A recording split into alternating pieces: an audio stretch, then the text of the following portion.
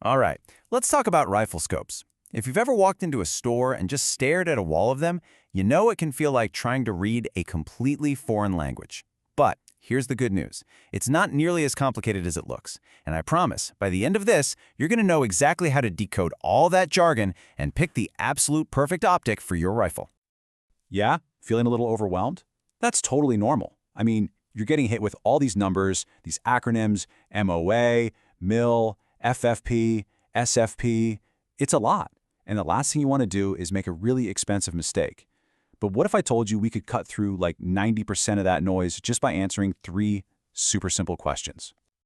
Seriously, that's it? All this complexity, all these endless choices, we can boil it all down to just 3 core ideas. Once you figure these out for yourself, the right choice starts to become surprisingly obvious. So here they are, the 3 pillars. First up, your mission. What are you actually doing with this rifle? Hunting? Precision shooting? Second, your distance. How far are you typically shooting? And third, the big one, your budget. If you can lock these 3 things down, everything else just kind of falls into place. Okay, so let's dig into the most important question first. What is this rifle for? Because your answer right here is going to immediately split the entire world of scopes into 2 very, very different camps. Now, this is more than just how they look. It's a fundamental difference in philosophy. Think about it. A hunting scope is built for maybe one perfect shot, often in terrible weather in low light.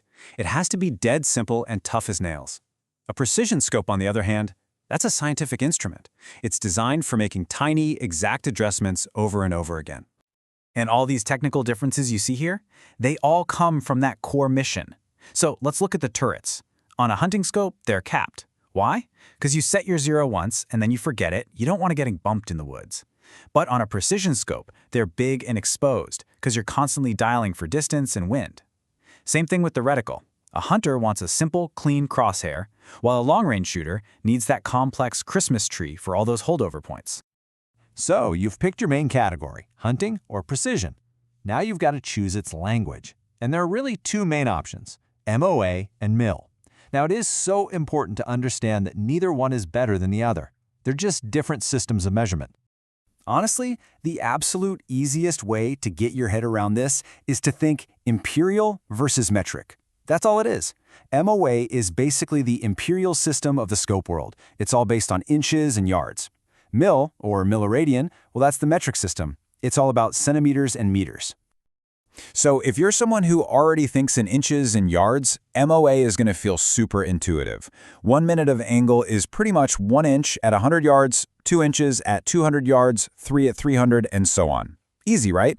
And when you turn the turret, each one of those little clicks is usually a 1/4 inch adjustment at 100 yards. Nice and simple.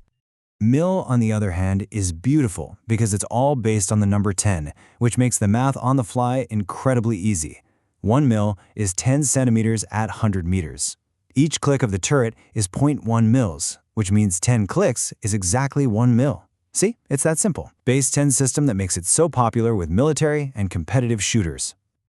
Okay, listen up, because this is the one non-negotiable golden rule of rifle scopes. Your systems have to match.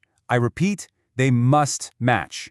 If your reticle has mil dots for holding over, your turrets have to adjust in mils. If you have an MOA reticle, you need MOA turrets.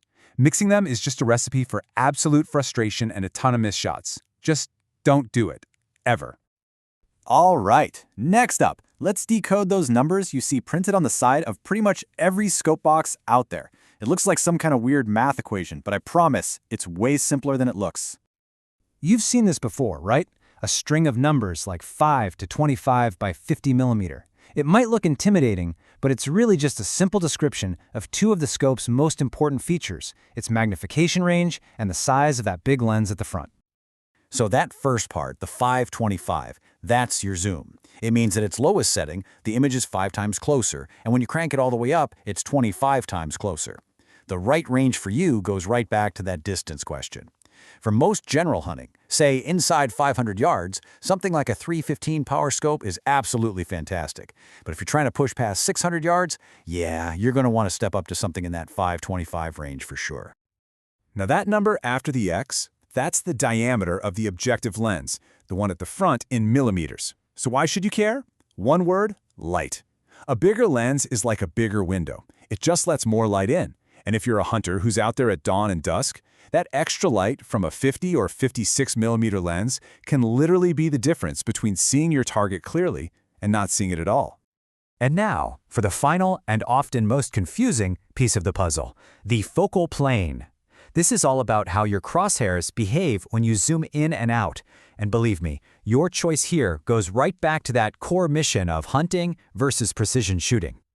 The difference is actually pretty simple, but it is so crucial. In a second focal plane, or SFP scope, the crosshairs always look like they're the same size, no matter your zoom. It's clean, it's uncluttered, which is great for a quick shot. But, and this is a big but, your holdover marks are only accurate at one specific magnification, usually the highest one. Now, in a first focal plane, or FFP scope, the whole reticle grows and shrinks as you zoom. Why is that good? It means your holdover marks are accurate at any power, which is exactly why FFP is an absolute must-have for serious long-range shooters. And by the way, that complexity is also why FFP scopes usually cost a bit more. Something to remember for your budget. Okay, we have covered a ton of ground here, so let's bring it all home. Let's put everything together into a simple, step-by-step checklist that will guide you right to that perfect scope. You see how it all just flows together now? It's a funnel. First, your mission. Hunting. You're probably looking for a simple second focal plane scope with capped turrets. Precision shooting? You need a first focal plane scope with exposed turrets. See? Done. Next, your distance tells you what magnification you need. Then you pick your language, MOA or MIL, and you make absolutely sure they match. And finally, your budget. And this is where you decide on the quality of your glass, and trust me, it's the one place you really shouldn't cut corners. And that brings us to a final, really critical piece of advice. Now, this might sound a little extreme at first, but it is so true. Your rifle is only as accurate as the sighting system you put on top of it. A $1,000 rifle with a $100 scope is just a recipe for disappointment. Investing in quality glass is never, ever a mistake. It is the engine that drives the whole system.